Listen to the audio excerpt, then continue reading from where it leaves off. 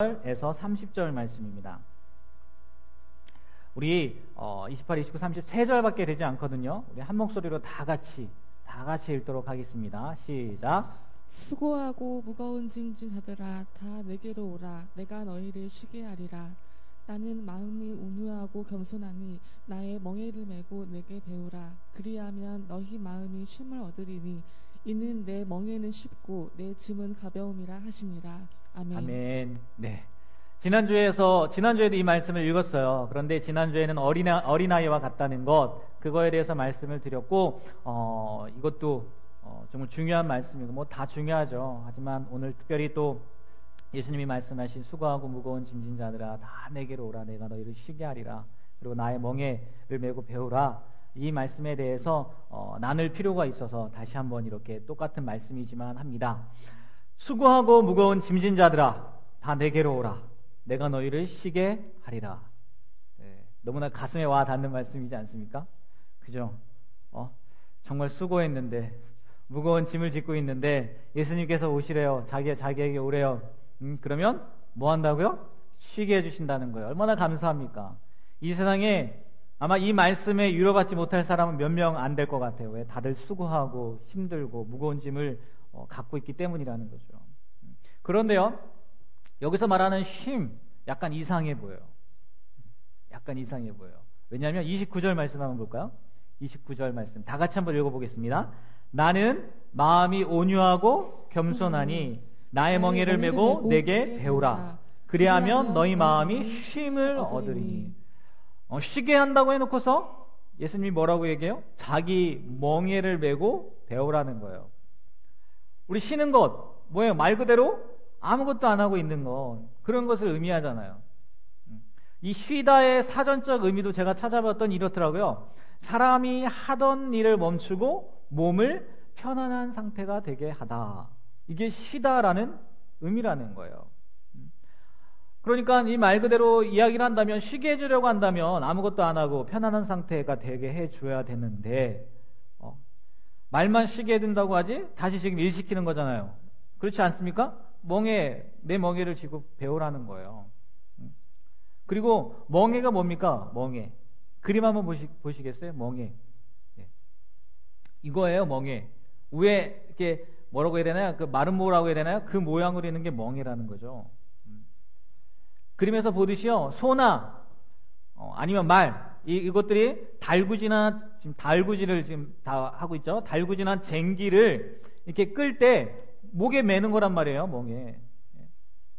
또 이 멍에가요, 아까는 지금 그거는 굽은 멍에라고 하고 이거는 고든 멍에예요. 고든 멍에가 있는데 이 고든 멍에는 결이 소 2마리가 끄는 커다란 쟁기를 메울 때 사용하는 거라는 거죠. 그리고 아까 그거는 그냥 한 마리가 하는 거고, 굽은 멍에는 이것을 쥐고 일을 하는 거예요. 근데 말 그대로 이야기하는데 이것을 쥐고 메고 일을 하는데 아무리 쉽다 한들 그것이 정말 쉬는 것이겠느냐는 거예요. 결코 아니라는 거죠. 그렇잖아요. 결코 아니라는 거죠.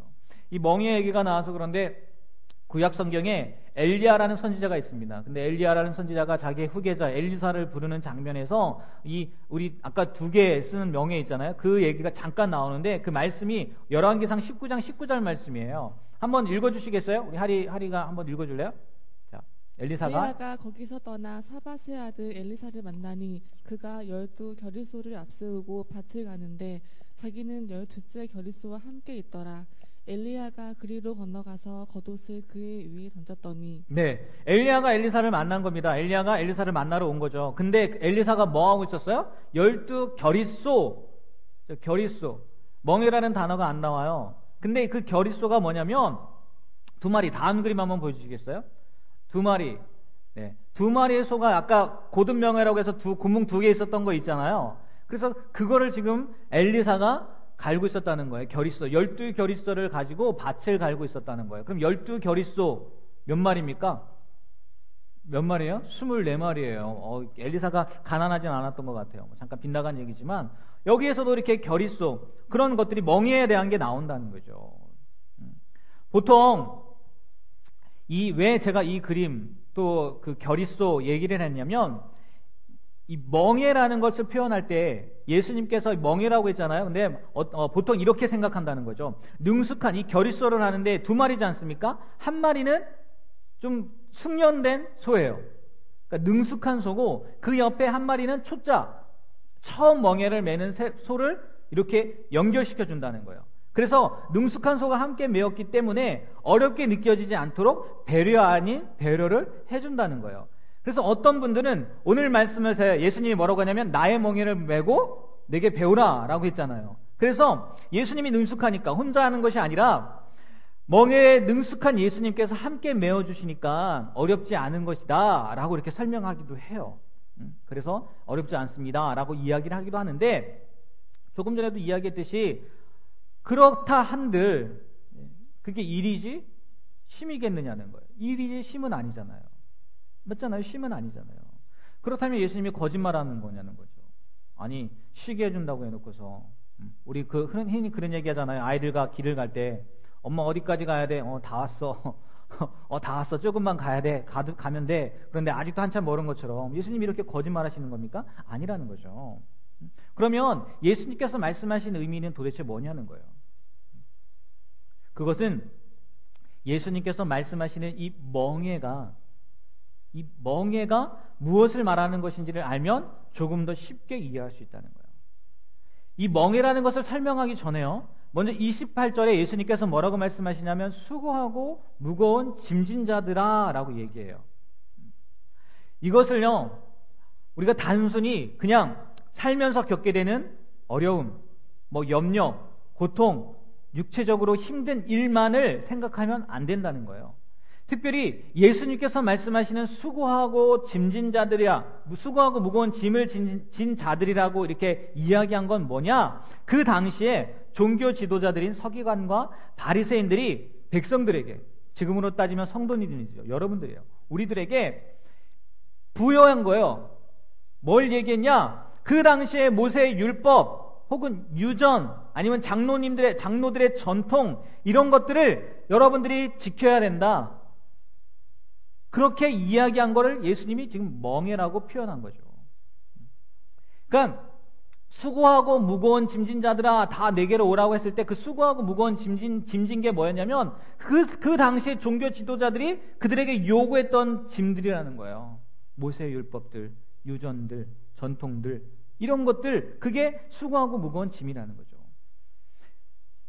이 종교 지도자들 얘기가 나와서 그런데 바리새인들이요, 그 당시에 바리새인들이 얼마나 많은 것들을 지켰냐면 안식일 틀림없이 지켜야 되죠. 안식일을 지켰고, 의식상의 정결법이라고 해서 정결법이 있어요.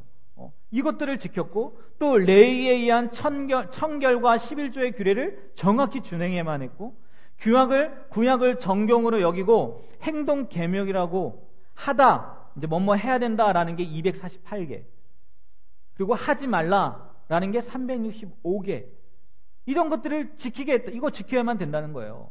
그리고 관습을 중요하게 여겼고 철저하게 금식했습니다. 화요일날, 목요일, 매주 화요일과 목요일은 계속 금식했다는 거예요. 그리고 이 바리새인들이 모세의 계명 연구에 치중해서 그 율법이 무엇인지 보고 그것들을 막 알려줬다는 거예요. 이거 지켜야 된다는 거예요. 이런 것들을 지키지 않으면 안 된다는 거예요. 그 당시에 사람들의 생각은 이것을 다 지켜야만 참된 평안과 구원을 얻는다고 한 거예요. 그들이 주장하기를 율법책에 기록된 대로 모든 일을 행하지 않으면 저주 아래에 있는 자라는 거예요. 구원받지 못하는 거죠. 그래서 그 저주를 받지 않기 위해서, 다른 말로 구원받기 위해서 이런 모든 것을 철저히 지켜야 한다는 거예요. 그러니까 생각해 보십시오. 지금 이야기한 것들, 그것들을 지키려고 애쓰고 수고하는 삶을 한번 생각해 보시라는 거예요. 수고하고 무거울 수밖에 없다는 거죠. 힘들 수밖에 없다는 거예요. 그 어느 누구도요, 이들이 말하는 율법 완벽하게 지킬 수 있는 사람이 한 사람도 없다는 거죠.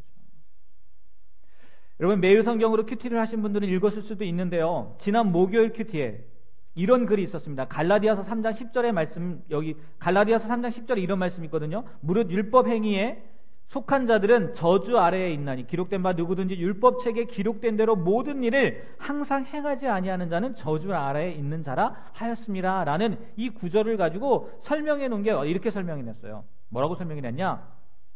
율법의 행위는 구원이 아니라 저주로 이끕니다.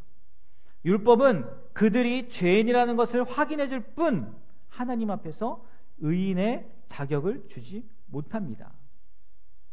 그러니까 이 사람들이 말하는 그 율법들, 전통들, 유전들 그런 거 모든 거 있잖아요. 이게 우리에게 뭘 알려주는 거냐? 아, 율법 내가 죄인이구나. 나 다 못 지키는구나.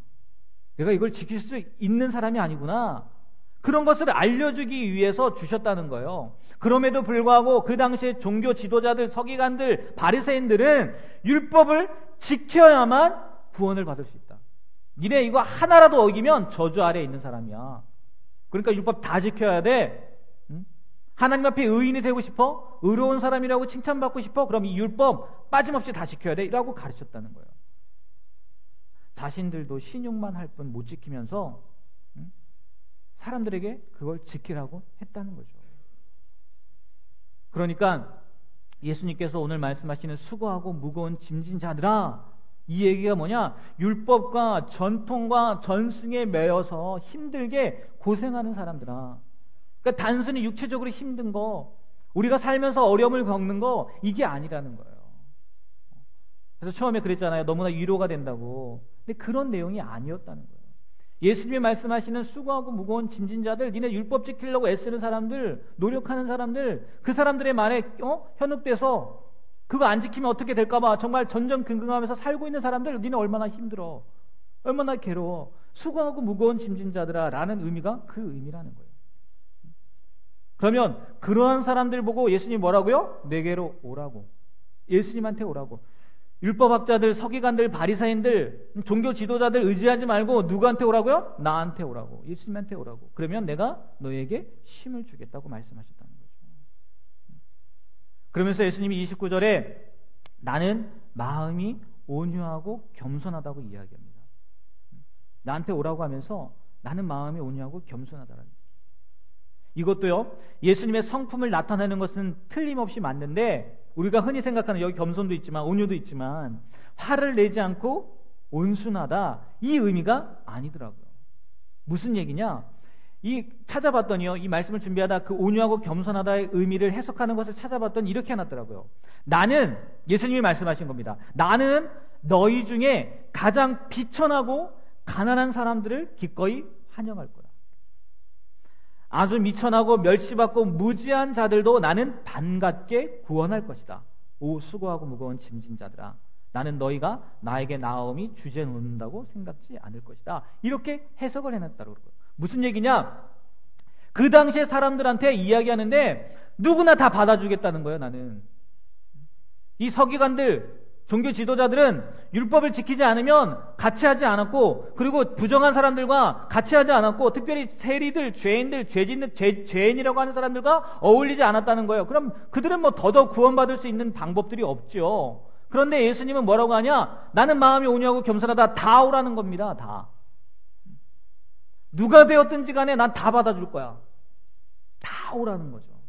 지금 그 의미라는 거예요. 율법을 지키며 사는 삶이 얼마나 어려운지를, 또 그들이 요구하는 것을 다 지킬 수 없다는 것도 알 뿐 아니라 부족한 모습 그대로, 너희를 그냥 있는 모습 그대로 나에게 오라고, 내가 다 받아주겠다고. 그러니까 되지도 않는, 아니 절대 할 수 없는 일들에 매여 있지 말고 나한테 오라, 그 의미라는 거죠. 지금까지 구원받기 위해 애써왔던 수고하고 무거운 짐을 이제는 벗어버리고 누구에게 오라고요? 예수님에게 오라고. 이런 얘기라는 거죠. 대신에 예수님께서 우리에게 주시는 멍에와 짐을 지라고 예수님이 요구하신다는 거죠. 그것이 참 쉼, 구원을 얻는 방법이라고 지금 구원의 방법에 대해서 예수님이 말씀해 주시고 계신 거라는 거죠. 그렇다면 예수님의 멍에와 짐, 이게 뭐냐는 거예요. 수고하고 무거운 짐진 자들 다 내게로 오라, 나는 마음이 온유하고 겸손하다, 다 내게로 오라, 이 말씀하셨는데, 그러면서 나의 멍에를 메고 배우고 나의 짐을 지라고 했는데 그게 뭐냐는 거예요. 결론적으로요, 예수님의 멍에는 믿음을 이야기합니다. 믿음.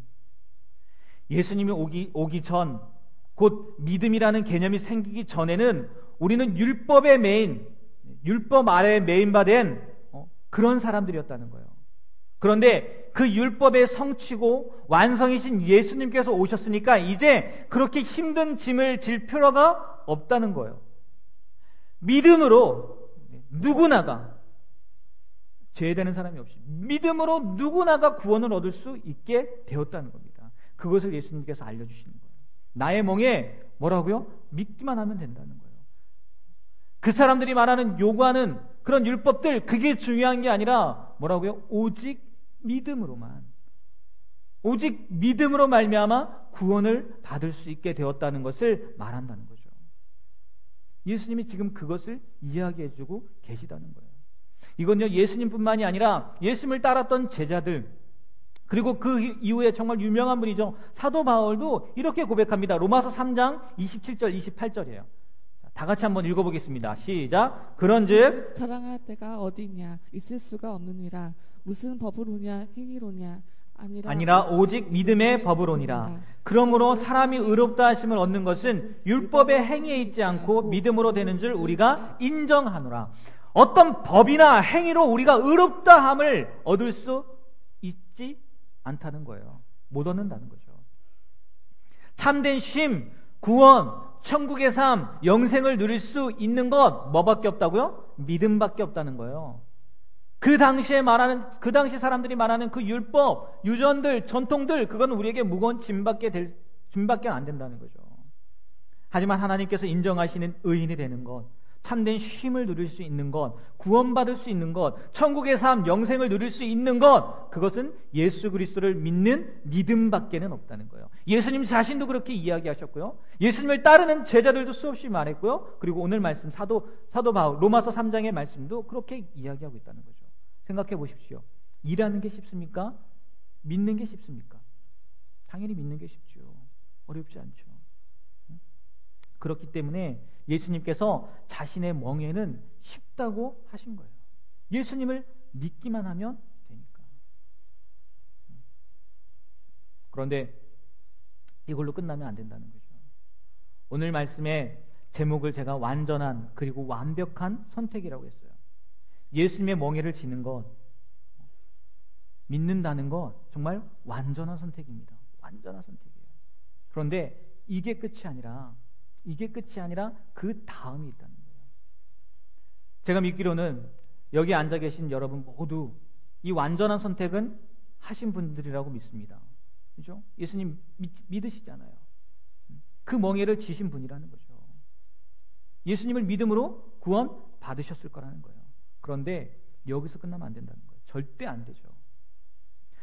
멍에를 맨 이유가 있잖아요. 그렇지 않습니까? 멍에를 맨 이유가 있잖아요. 소에게 왜 멍에를 메웁니까? 폼입니까? 네? 액세서리예요? 아니잖아요. 이유가 있다는 거예요. 멍에라는 것, 짐을 짊어지기 위해서 혹은 일을 하기 위해서 꼭 매야 된다는 거죠. 다른 의미로 보면 이제 시작이라는 거예요.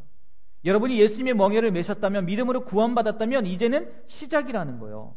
그래서 제 생각입니다. 예수님께서 멍에라고만 말씀하시지 않고 그 뒤에 뭐라고 해요? 짐까지 이야기했다는 거죠. 내 짐까지도 얘기했다는 거죠. 그러면 예수님께서 말씀하시는 짐, 이건 무엇을 이야기하는 거냐는 거예요.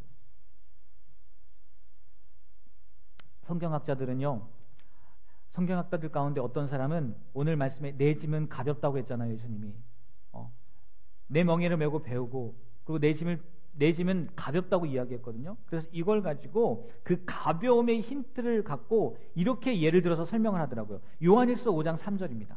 요한일서 5장 3절. 다 같이 한번 읽어볼까요?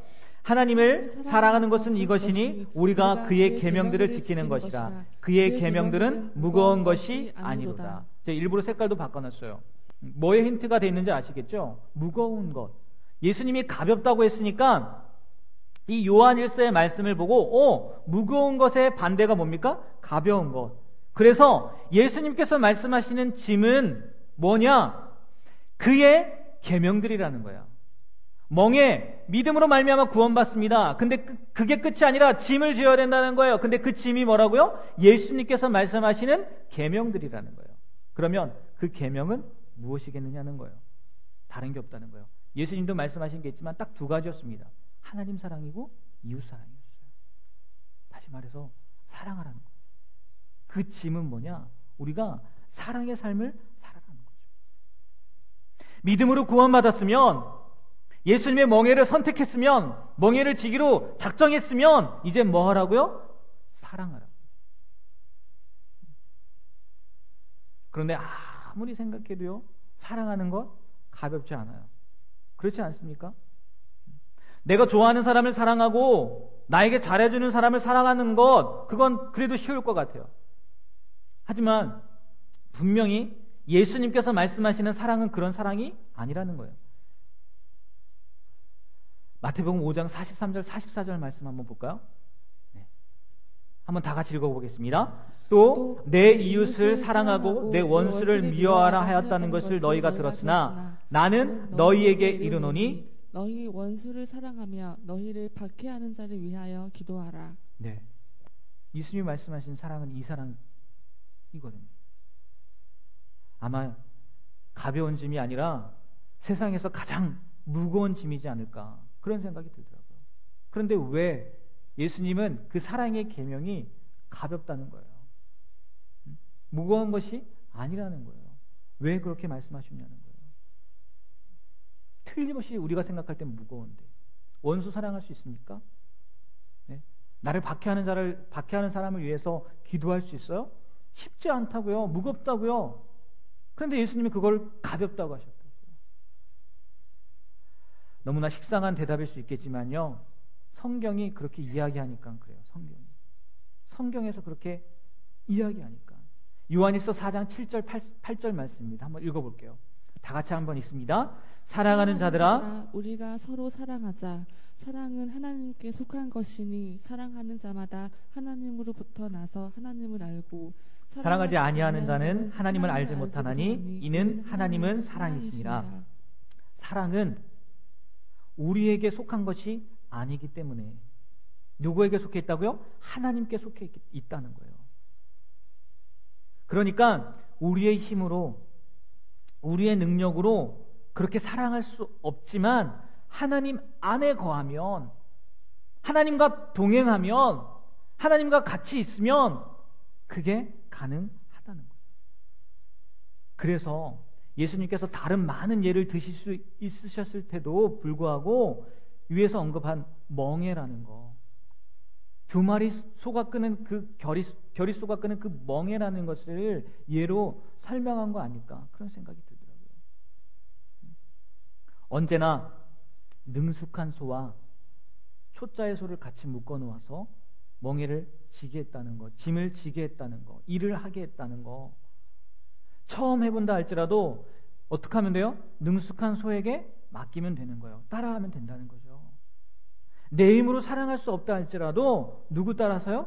예수님 따라서. 예수님께서 옆에서 보여주신 대로 그냥 하면 된다는 거예요. 우리가 사랑할 수 있는 능력이 있어서 사랑하는 것이 아니라 그렇게 따라하다 보니까, 예수님이 이렇게 하셨으니까 그래 나도 이렇게 해야 되는 거구나, 닮으려고 하다 보니까 어느새 그런 사람이 되어가는 거라는 거죠. 말씀 하나만 더 볼게요. 로마서 5장 8절 그리고 10절 말씀입니다. 8절 10절을 다 같이 한번 읽어보겠습니다.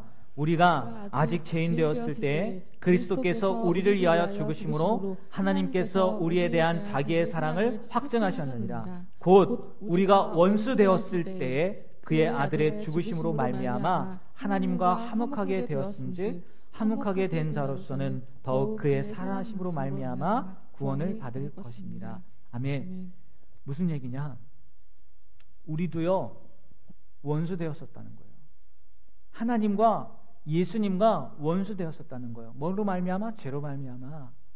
그런데 우리가 원수 되었을 때 누가요? 예수님께서. 예수님께서 우리를 사랑하심으로 원수인 우리를 위해서 십자가에 못 박혀 죽어주셨다는 거죠. 이렇게 사랑해 주셨다는 거예요. 먼저 예수님이 뭐 해주셨다고요? 본을 보여주셨다는 거예요. 말씀에도 예수님이 본을 보여주셨다는 거예요. 그러니까 우리는 뭐 하라고? 예수님과 같이 멍에를 메고 예수님이 보여주신 대로 그냥 따라가는 거죠. 예수님이 그렇게 해주셨으니까 이제 우리가 아까 예수님 믿었다고 했잖아요. 그 멍에를 맸다고 했잖아요. 그러니까 예수님이 하시는 것처럼, 내 안에 계신 예수님처럼 우리도 그냥 그렇게 살아간다는 거죠. 따라간다는 거죠. 처음부터 잘하겠습니까? 못해요. 당연히 못합니다. 멍에를 맨 소를 생각해 보세요. 처음 맨 소가 잘하겠냐는 거예요. 꾀를 부릴 수도 있을 거예요. 그런데 한 번, 두 번 실패해도 옆에 누가 있습니까? 능숙한 소가 있다는 거죠. 예수님이 계시다는 거죠. 실패해도 불구하고 계속 같이 있다 보니까 조금씩 느는 거죠. 조금씩 늘어가는 거예요. 그리고 아마 그 기간이, 오랜 기간이 지나면 나중에 이제 자기가 아마 초짜를 데리고 그렇게 멍에를 메고 가지 않았겠냐는 거죠. 물론 아무것도 안 하면 늘지 않겠죠. 예수님을 믿었음에도 불구하고 도전도 안 해보고 시도도 안 해보고 아무것도 안 하면 늘지 않겠지만, 내 힘으로 할 수는 없지만 내 옆에 계신 예수님, 내가 믿은 예수님 보고 한다는 거예요. 따라한다는 거예요. 여러분, 종교주 지도자들이 요구하는 삶을 살면 살수록 내 힘으로 하는 삶이기에 결국 지쳐 주저앉게 됩니다.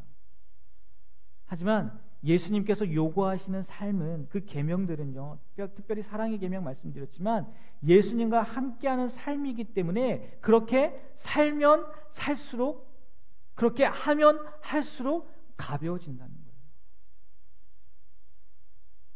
여러분이 생각할 때 저라는 사람, 나입니다. 나 김동우 목사라는 사람 어떤 사람이라고 생각하십니까? 저에게 사랑이 보이십니까?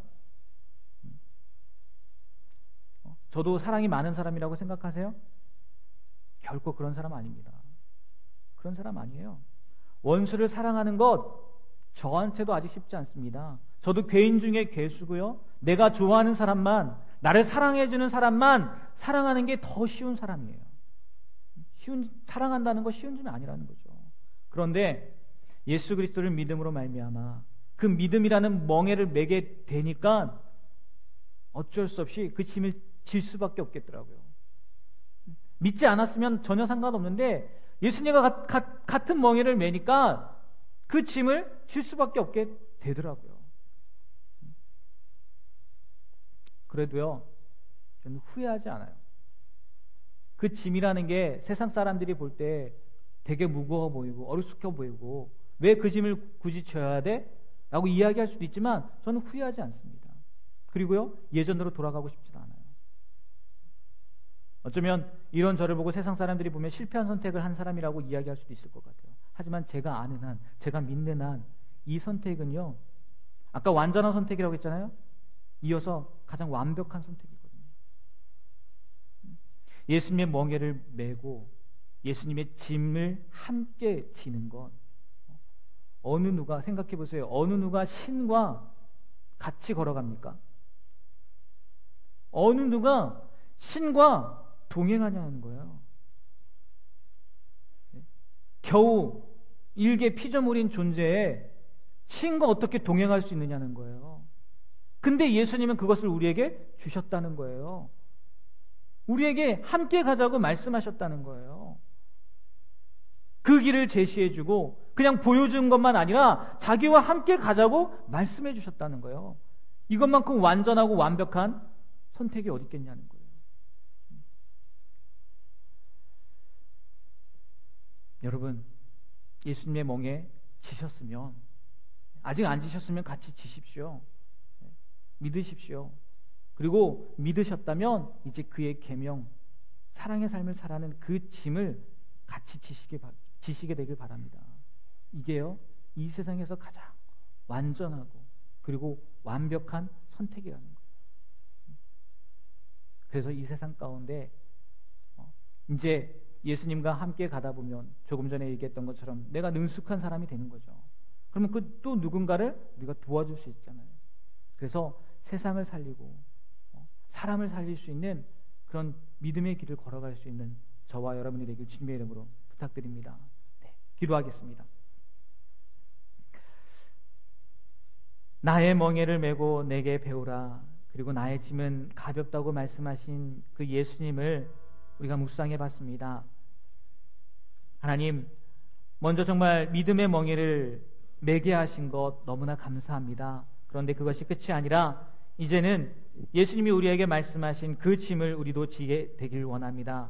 다른 것이 아니라 사랑하라는 것, 하나님을 사랑하고 또 우리가 만나는 그 이웃을 사랑하는 그 짐, 그 계명을 우리가 지켜나갈 수 있도록 도와주시옵소서. 내 힘으로 할 수 없습니다. 그래서 예수님도 우리와 함께 계셔 주신 것이고 우리와 함께 그 멍에를 메고 같이 나아가 주시는데 우리가 먼저 본을 보여주신 그 예수님을 따라 이 세상 가운데 살면서 나도 사랑의 계명을, 아니 사랑을 보여줄 수 있는 그런 삶을 살아갈 수 있도록 도와주시옵소서. 그리하여 정말 결국에 가서는 이것이 가장 완전하고 완벽한 선택이었음을 알게 되는 우리가 되게 하여 주시옵소서. 예수님의 이름으로 기도합니다.